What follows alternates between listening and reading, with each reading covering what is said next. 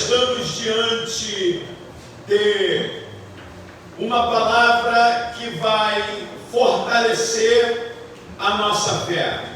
Nós estamos diante de uma palavra que vai fazer nós entendermos a vida de uma pessoa que tem uma chamada específica da parte de Cristo Jesus. Mas antes de começar a descortinar o contexto do texto que nós lemos, eu quero em alguns segundos falar para você sobre a estrutura do livro que nós estamos se interessando.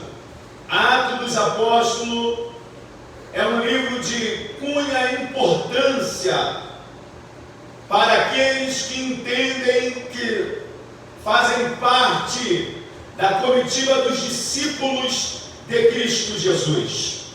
Quando a gente olha para este livro histórico do Novo Testamento, nós percebemos que esse livro ele contém 28 capítulos. O livro de Atos dos Apóstolos contém 28 capítulos. O livro de Atos dos Apóstolos contém quantos capítulos? 28 capítulos. O livro de Atos dos Apóstolos contém 1007 versículos. O livro de Atos dos Apóstolos contém 1007 versículos. Quantos versículos há no livro de Atos dos Apóstolos? 1007 versículos. Esse livro é um livro que foi escrito por um historiador e um médico amado que acompanhou Paulo em alguma de suas viagens missionárias. O nome dele é chamado de Lucas. Quando a gente olha para o livro de Atos dos Apóstolos e começa a examiná-lo, nós percebemos que alguns teólogos, como Jerônimo Savonarola, ele vai dizer que o livro de Atos dos Apóstolos é uma bússola para aqueles que resolvem se lançar no ID de Cristo Jesus. Charles Spurgeon, o príncipe dos pregadores, vai dizer que o Atos dos Apóstolos ele deveria ser chamado como a atuação do Espírito Santo na igreja. Marshall, ele vai dizer que o livro dos Apóstolos é uma bússola para todos aqueles que desejam fazer missões guiado pelo Espírito Santo e dominado por Cristo Jesus. Mas quando nós olhamos para o contexto do texto que lemos, uma das disciplinas teológicas chamada de hermenêutica, ela nos diz que um texto sem contexto é um pretexto para a heresia. E quando a gente observa uma das colunas desta disciplina chamada hermenêutica, embora para nós entendermos a Bíblia Sagrada, a hermenêutica diz que nós temos que se atentar para 3 colunas fundamentais desta disciplina. Primeiro, texto. Segundo, contexto. E terceiro, exegese, para nós entendermos a Bíblia Sagrada. Quando nós entendemos que nós temos que observar o contexto do texto que lemos, nós entendemos que Paulo está sendo conduzido por um centurião. O que é um centurião? É líder de 100. É um oficial, e aquele oficial está na direção, na condução dos embarcadores que estão dentro de um navio, que estão sendo levados para a comarca de Roma. E a Bíblia Sagrada vai nos revelar no capítulo 27, que é o contexto do texto que nós lemos, que Paulo está dentro de um navio e ele não está sozinho dentro deste navio. A Bíblia vai nos dizer que dentro daquele navio tinha 276 prisioneiros prisioneiros. Tinham dentro daquele navio 276 pessoas, contando com prisioneiros e oficiais, que eram soldados, o líder de uma centúria e também o piloto daquela embarcação. E a Bíblia vai dizer que Paulo resolve escolher ser julgado na comarca de Roma, a sexta maior potência mundial dos tempos bíblicos. E quando Paulo está sendo conduzido pelo aquele oficial junto com prisioneiros, a Bíblia diz que Paulo está em um propósito de jejum e oração. E a Bíblia vai dizer que o próprio Cristo comunica-se com Paulo dentro daquela embarcação, junto com os soldados, junto com o oficial, junto com o piloto da embarcação e com alguns prisioneiros. Cristo resolve se comunicar com Paulo e dizer para ele: vocês vão passar por uma tempestade, e no meio desta tempestade o navio vai se quebrar. E ele diz mais: tudo que está dentro do navio, que é identificado como bagagem, vai se perder no meio do mar, mas ninguém vai sofrer dano algum. Vai ser necessário vocês passarem por essa situação. E a Bíblia vai dizer que Paulo pede a voz em oportunidade para falar com o centurião, o líder de 100, os soldados e os prisioneiros. E a Bíblia vai dizer que ele disse assim: olha, o anjo do Senhor, a quem eu sou dele, ele está dizendo, Cristo Jesus falou comigo e disse para mim que vai acontecer isso e mais isso nesta embarcação. E a Bíblia diz que o oficial, acreditando mais no piloto, não deu ouvido a Paulo. E a Bíblia vai dizer que ele está dentro daquela embarcação. O que me chama a atenção é que ele já sabe o que vai acontecer dentro daquele navio, mas a alma dele está descansando naquele que está conduzindo a sua vida, a sua trajetória, que está no comando da direção dos seus passos. Glória a Deus. E aquele que está sob a direção de Cristo, ele não deve se preocupar aonde vai chegar, quando ele sabe que ele está sendo conduzido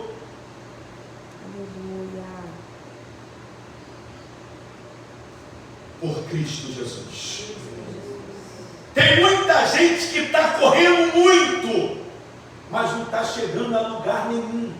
Porque a vida cristã não é correr. A vida cristã, nós precisamos não de velocidade. Na vida cristã, a gente precisa de direcionamento.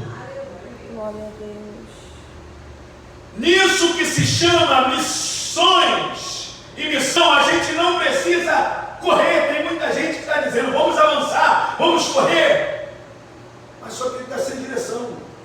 Só que ela está sem direção. Mas eu vejo aqui alguém que está sobre a orientação, sobre a égide, sobre o fundamento de Cristo Jesus, sabendo que para onde vai e sabendo que vai ter impedimento na trajetória da sua caminhada e da sua chegada até um destino, mas que Cristo está com ele dizendo, vai ter dificuldade, vai ter perdas no caminho, vai ter desmoronamento, coisas vão se desfazer, mas fica tranquilo, porque o fio do cabelo de todos que estão nessa embarcação, nenhum caiu.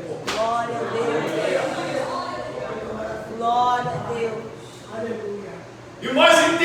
sabemos que todos aqueles que têm Cristo Jesus é um missionário. E todos aqueles que não têm Cristo Jesus é um campo missionário a ser conquistado pela palavra do Evangelho de Cristo Jesus. Todo coração com Cristo entende-se que é um discípulo e um missionário de Cristo. E aquele que não foi conquistado o seu coração com a mensagem do Evangelho de Cristo é um campo missionário a ser conquistado.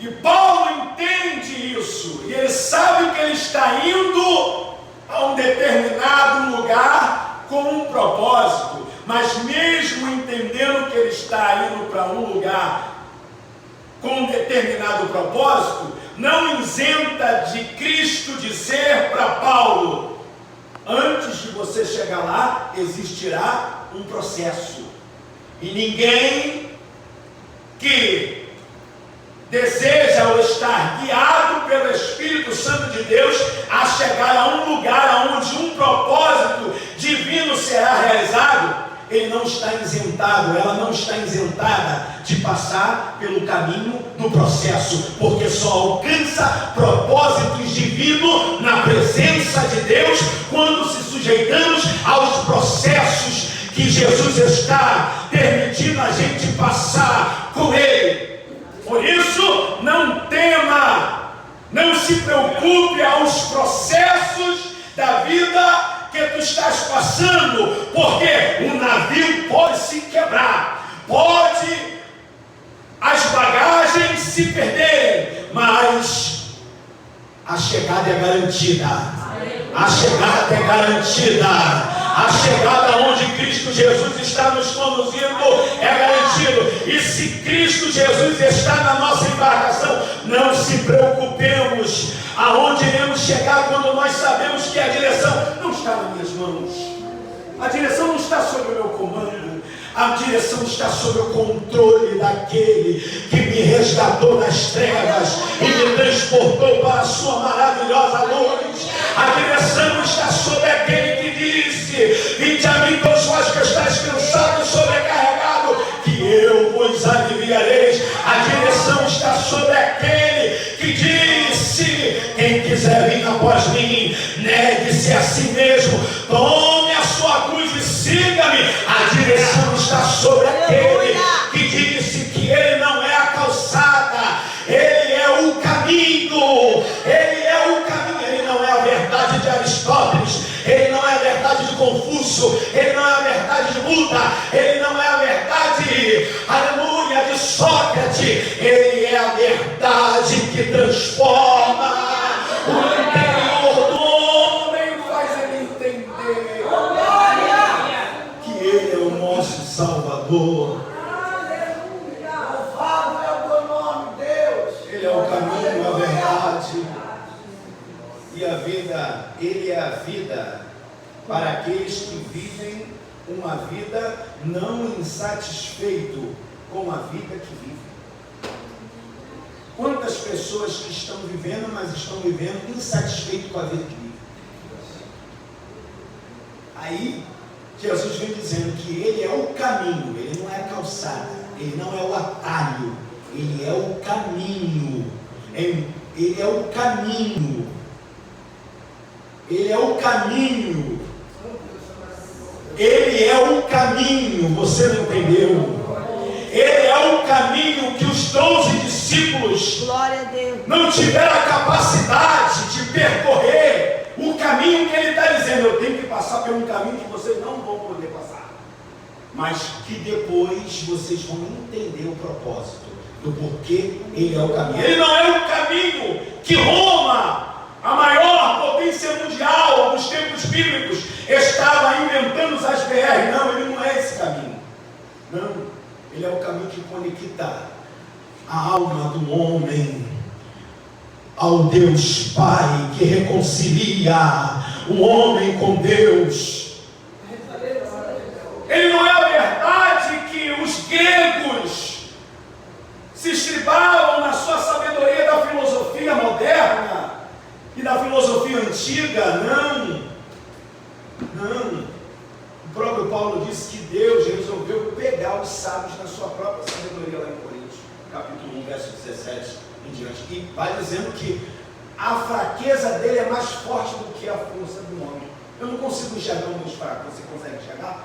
Não. Eu não consigo enxergar um Deus fraco. Mas ele está dizendo, Paulo está dizendo, que Deus resolveu. Ele ainda pergunta, cadê o inquiridor? Cadê o escriba? Cadê o sábio? Ele está fazendo uma pergunta, cadê? Deus resolveu pegar os próprios sábios na sua própria sabedoria. E ele vai dizer que a palavra da cruz é loucura para os que perecem, mas para nós que cremos em Cristo Jesus é o poder de Deus para nos conscientizar acerca da salvação em Cristo Jesus. Somos salvos não pela cruz que carregamos, somos salvos pela cruz que Ele carregou por nós. Porque Ele mesmo disse, quem quiser vir após mim, tome a sua cruz. Aí alguém pode se achar um mini Cristo, porque está carregando uma cruz. Então Jesus disse que não somos salvos pela cruz que carregamos, somos salvos pela cruz que Ele carregou por nós na via dolorosa do Gólgota.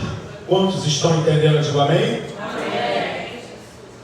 E Paulo, entendendo que Cristo é o caminho que excede o caminho daquela condução daquele navio que estava sobre a direção de um piloto, que estava sobre a autoridade de um centurião e que tinha soldados subalternos à autoridade daquele centurião, ele resolve comunicar-se com eles acerca do que o capitão da sua alma resolveu comunicar com ele. Paulo entende que há uma tripulação e há um soldado que está sendo comandado por um centurião humano, mas ele entende que a alma dele está sendo conduzido por um capitão que nunca perdeu uma batalha, por um capitão que está com ele dizendo, tu vais chegar a um determinado lugar com um propósito, mas no processo dessa caminhada haverá estrago, haverá perdas. Vocês não vão chegar como vocês imaginam que vão chegar lá, mas vão chegar. Glória a Deus. E a Bíblia diz que quando Paulo se comunica com o centurião dá mais ouvido ao piloto. E logo em seguida começou a ventar. E o vento era ao contrário. O vento era ao contrário. Irmãos, eu já fui paraquedista militar do Exército. Um dos maiores desafios do paraquedista é o vento ao contrário, que pode fazer o paraquedas charutar, o paraquedas embolar e levar o paraquedista para um destino que não foi apropriado ao lugar de aterrissagem. E agora eles estão no mar, indo para um determinado lugar, mas o vento é ao contrário.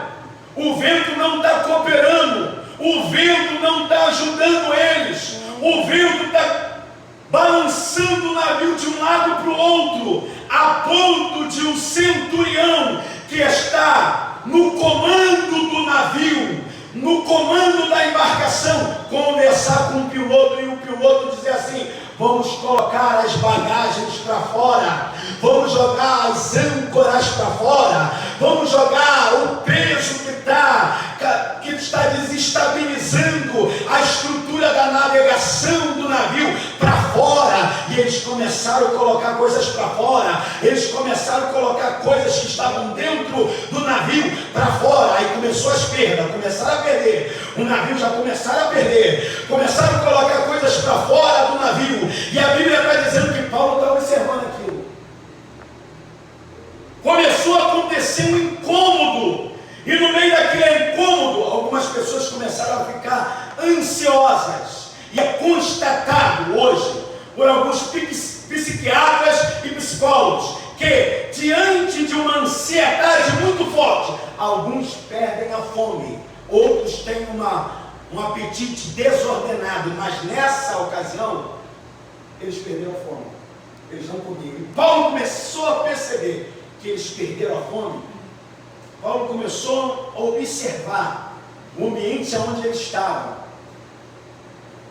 Mesmo sabendo o final da trajetória daquela embarcação, ele começa a observar, porque quem tem Deus tem discernimento, quem tem Deus tem visão. Melhor do que fazer a obra é fazer a obra direcionado pelo dono da obra, que é Cristo Jesus. Melhor do que fazer qualquer coisa é ser impulsionado, por aquele que morreu, mas não está morto, mas ressuscitou ao terceiro dia e disse: todo o poder foi me dado no céu e na terra.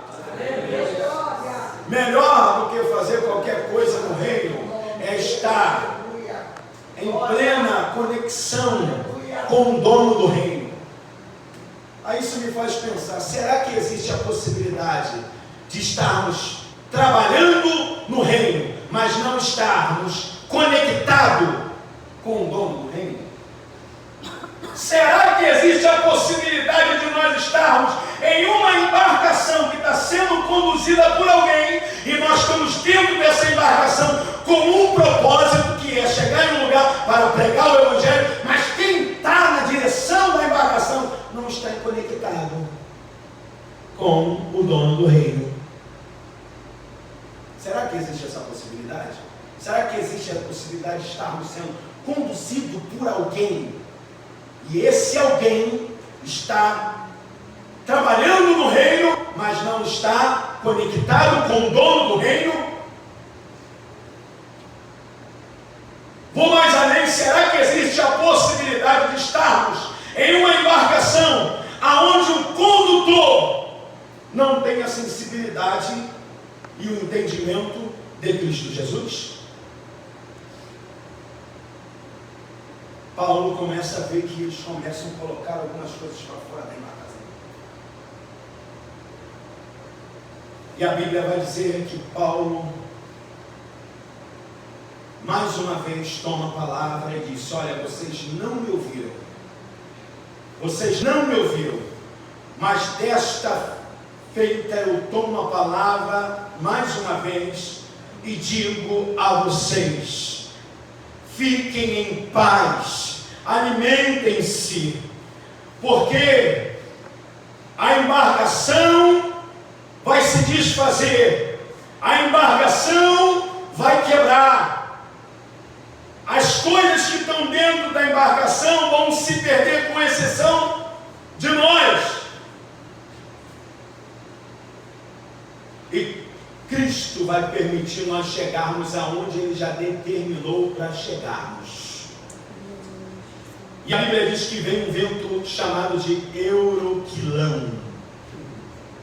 Um vento chamado Euroquilão. Qual é o nome do vento? Segundo a Bíblia, Euroquilão. Está dentro da embarcação 275 pessoas dentro da embarcação. E o vento Euroquilão. Mas o interessante é que vem uma brisa. E essa brisa trouxe tranquilidade, mas enganou os tripulantes, enganou o piloto, enganou o oficial, mas não enganou Paulo, porque Paulo já sabia que a embarcação ia ser danificada. Paulo já sabia que as bagagens iam se perder, mas Paulo também já sabia que ninguém ia morrer, ou seja, vai ter dano, mas a morte não vai prevalecer sobre a embarcação. A morte não vai prevalecer sobre os homens que estão dentro da embarcação. E quando o vento Euroquilão veio, ele veio quebrando a polpa do barco. Onde que é a polpa do navio? É a frente.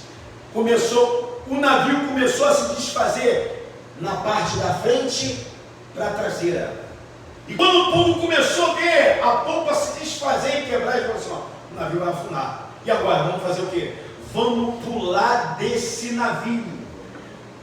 Parece que eu imagino o pastor Frazão, a um olhando para o outro e dizendo assim: tu sabe nadar? Tu sabe remar? Sabe nadar? Porque agora a única solução é remar. Dar abraçada no mar. Sabe nadar? Sabe nadar? Então vamos ter que dar braçada no mar, vamos ter que mergulhar. E a Bíblia vai dizer que os soldados queriam matar todos os prisioneiros que ali estavam. Eles em secreto chegaram para o oficial, o líder da centúria e o piloto, e disseram assim: vamos ter que matar todos os prisioneiros, porque existia uma regra naquela época, uma lei, que se um prisioneiro fugisse, os soldados pagavam com a própria vida. Aí a Bíblia vai dizer que os soldados falaram para o centurião: vamos matar os prisioneiros. Mas o centurião, para salvar a vida de Paulo, ele não permite que os soldados matassem os prisioneiros. E uma vez Paulo não morrendo, os outros prisioneiros também não morreram. Pularam para fora da embarcação, começaram a nadar. Chegaram em um lugar que a Bíblia vai dizer que era uma ilha. E essa ilha, ela tem um nome na Bíblia. A Bíblia dá um nome a ela, chamada de Ilha de Malta. Ilha de Malta. A Ilha de Malta está localizada aproximadamente 96 quilômetros ao sul da Cilícia. Possuía excelentes portos e a sua localização era ideal para o comércio. Os habitantes de Malta eram de origem fenícia. Deus prometeu guardar Paulo. Paulo estava de viagem para Roma. Essa era o seu sonho. Depois de plantar a igreja nas províncias da Galácia, Macedônia, Acaia e Ásia Menor, Deus também queria Paulo em Roma, mas sua viagem à capital do império foi marcada por muitas tensões e um traumático naufrágio. Depois de perder toda a carga da embarcação e ver o próprio navio se destruindo pela fúria das ondas, Paulo e os demais passageiros chegaram à ilha de Malta, onde foram recebidos com urbanidade pelos bárbaros daquela localidade.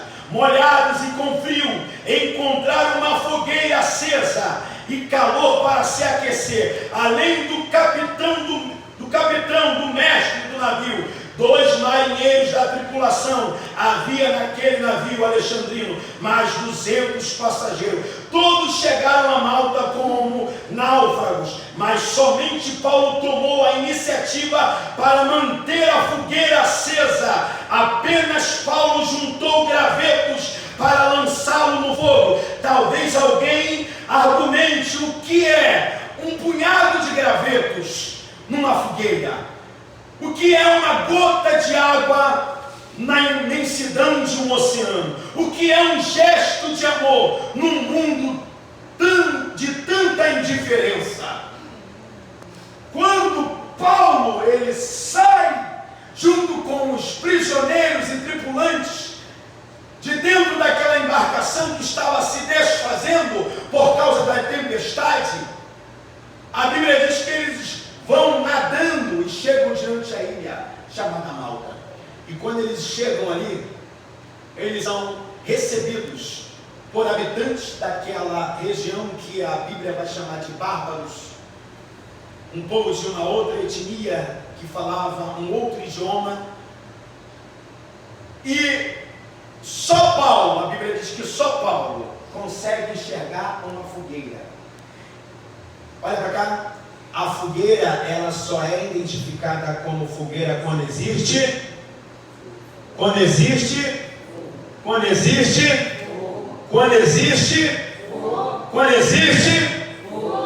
o frio só é detectado quando ele é frio na ausência de uma temperatura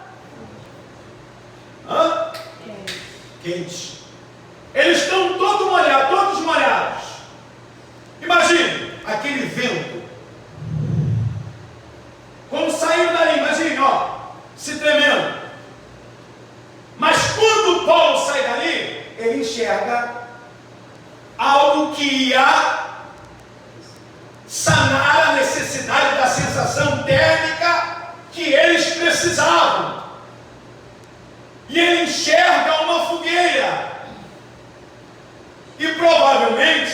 enxerga aquela fogueira estava acesa. Tinha fogo na fogueira. Mas para a fogueira ela estar acesa, ela precisa ser... Ela precisa ser preenchida. Ela precisa ser mantida. Ela precisa ser... Vamos pensar? Vamos interagir? Ela precisa ser mantida. E o que mantém uma fogueira acesa? O que mantém a fogueira acesa é a... Ninguém tomou a iniciativa diante de um problema, mas alguém está chegando no meio de um problema, não para fazer parte do problema. Alguém chega no problema para fazer parte da solução no meio do problema. Você não entendeu? Você não entendeu? O navio já tinha se quebrado. Você não entendeu? As cargas do navio já tinham se perdido. Você não entendeu? O povo já tinha chegado a um determinado lugar chamado Ilha de Malta. Você não entendeu? Paulo já tinha avistado uma fogueira. Será que você não entendeu que Paulo chegou ali? Qual é o problema? Já passamos por perdas. Já passamos por uma situação de naufrágio. Estamos aqui pela graça e pela misericórdia de Deus. Alguém já tinha até dito: vamos tirar a vida desses prisioneiros, mas pela graça de Deus, na vida de Paulo, o centurião não permitiu que a morte reinasse sobre aqueles prisioneiros. Você não está entendendo? Por causa de você, a morte não vai reinar no teu emprego. Por causa de você, a morte não vai reinar na faculdade aonde você está estudando. Por causa de você, no bairro aonde você foi plantado e está morando, a morte não vai reinar. Por causa de você, a morte não vai reinar nessa localidade. Por causa de você, Cristo vai livrar pessoas. Porque o diabo ele veio para matar, roubar e destruir, mas Cristo Jesus veio para dar vida e vida com abundância. Por causa de Paulo, a morte não reina sobre aquela tribulação. E agora Paulo ele está chegando na ilha, ele avista uma fogueira e ele consegue perceber que a sensação térmica mudou por causa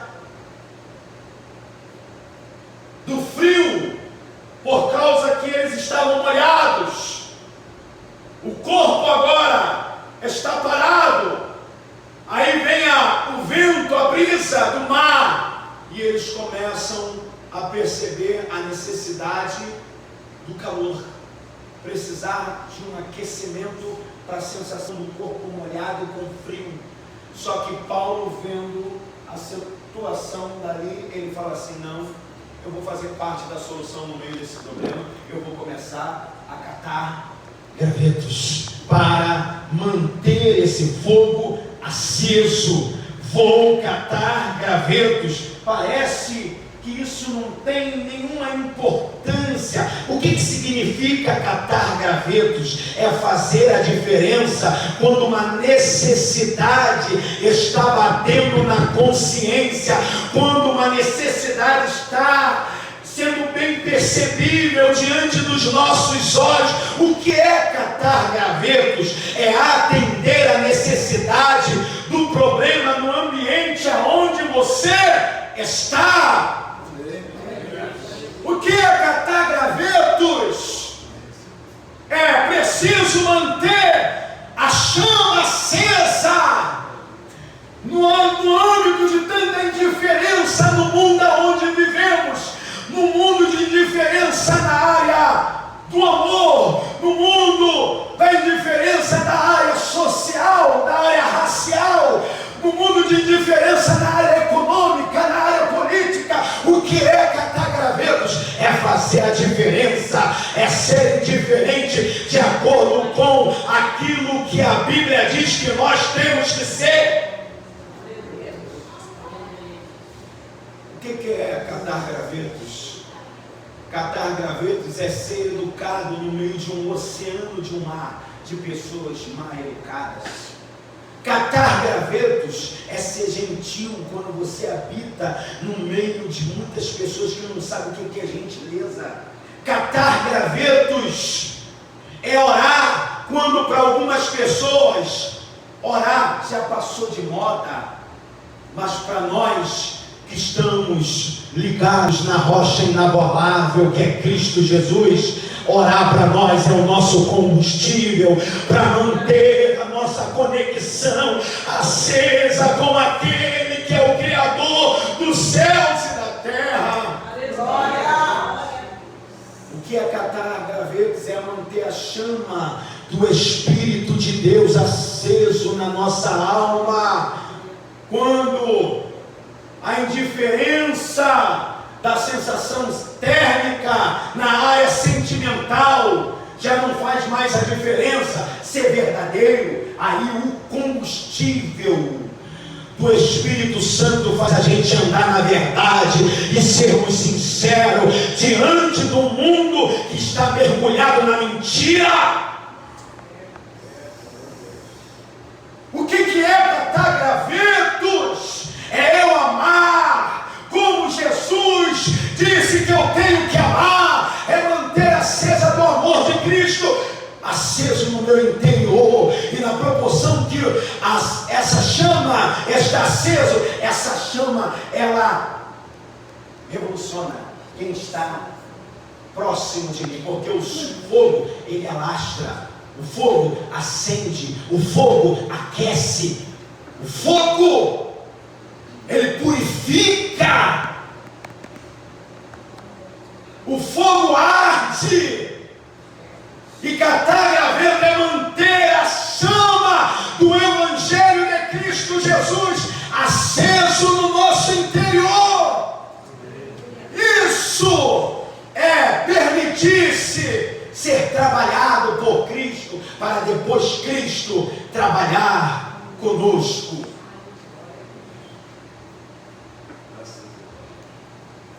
Precisamos manter essa chama, a chama do genuíno Evangelho de Jesus, acesa dentro de nós.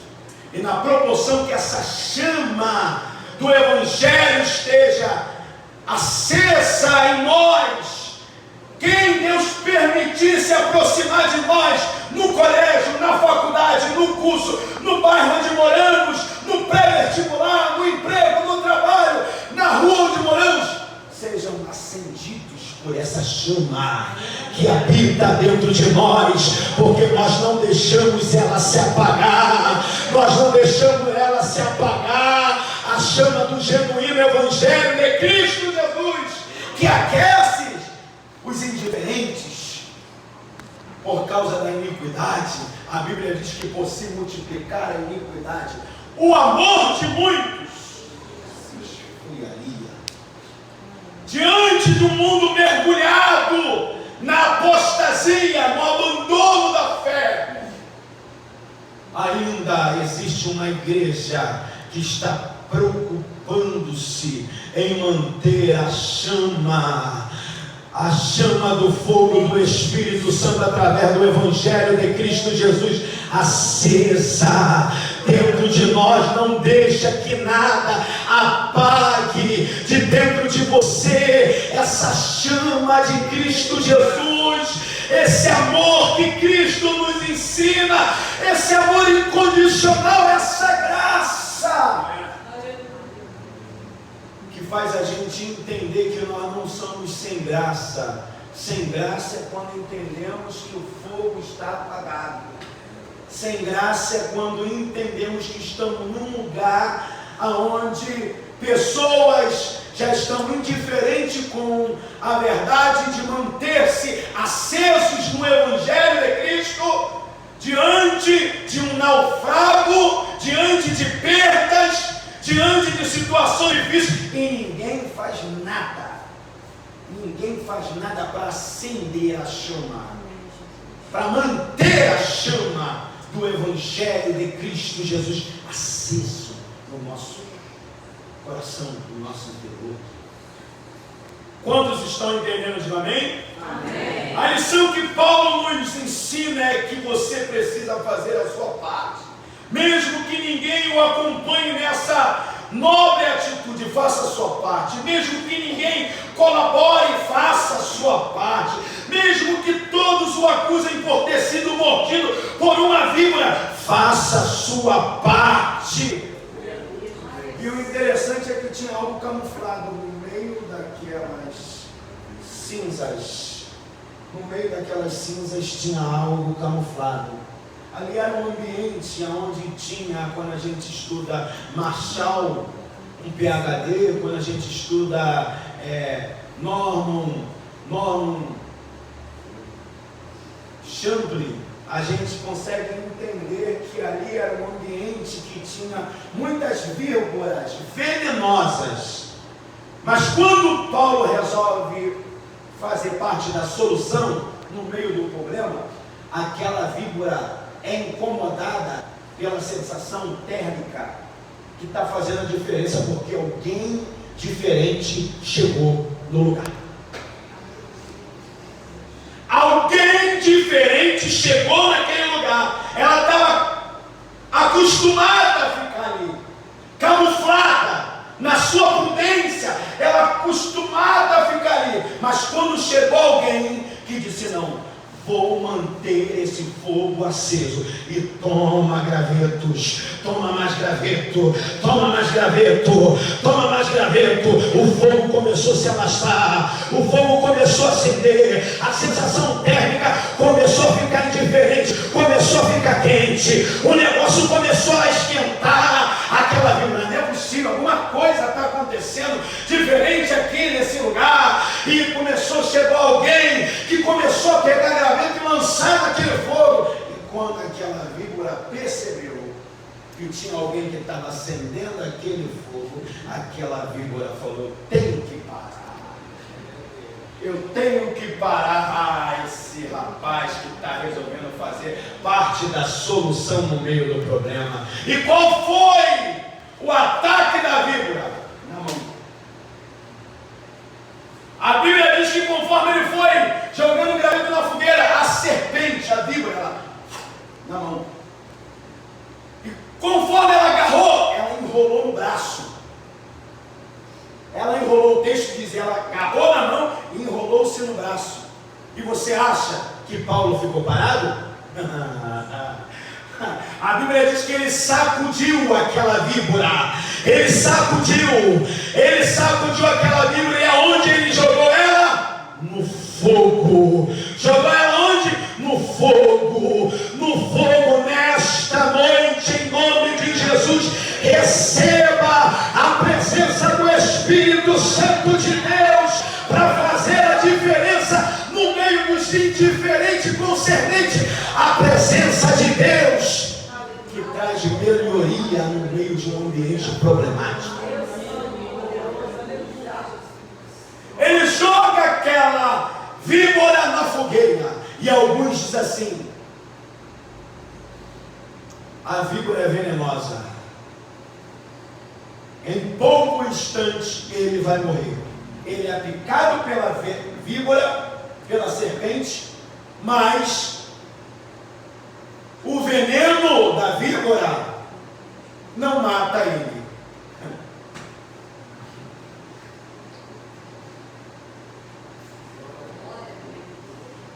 Algumas pessoas vão querer nos parar quando nós estivermos na direção do Espírito Santo de Deus para fazer parte da solução no meio do problema.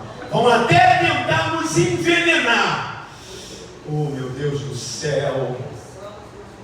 Mas você está blindado pelo sangue de Jesus. Você está blindado. A serpente pode tentar paralisar as tuas mãos para não deixar você executar aquilo que Cristo está repreendido toda ação do diabo contra a nossa vida, contra a nossa família, contra o nosso ministério, contra essa igreja. Em nome de Jesus. Mesmo que todos à sua volta estejam entrando no esquema do mundo e retrocedendo na fé, faça a sua parte. O que? Ajunte os seus gravetos. Você já entendeu o que é juntar gravetos, né? É estar num lugar onde você já conseguiu enxergar um problema. E pelo amor de Deus, gente, não me interprete mal, mas se você está num lugar que você enxergou um problema e você não faz nada para fazer parte da solução do problema, você não faz parte da solução, não. Você faz parte do problema. Agora, quando a gente está num lugar que a gente enxerga o problema e a gente se disponibiliza a fazer parte da solução no problema, a gente faz parte da solução. E é isso que Cristo nos chamou para fazer parte da solução. A solução é cate gravetos, para não aquecer só você, mas para aquecer todos que estão contigo e sair do naufrágio junto contigo, para que aqueles indiferentes que estão parados consiga enxergar a ação do Espírito Santo na tua vida e consiga enxergar que você não nasceu por acaso. A tua existência aqui nesse lugar tem um propósito. Já percebeu que existem pessoas que nasceram para fazer algo, mas existem pessoas que nasceram com um propósito para revolucionar tempos, para ser pessoas que marcam geração, pessoas que nasceram para fazer algumas coisas. É conhecido como jovem de Deus, a jovem de Deus, um homem de Deus, uma mulher de Deus, mas uma pessoa que nasceu para marcar uma geração. Ele é conhecido pelo nome. Ele é conhecido pelo nome.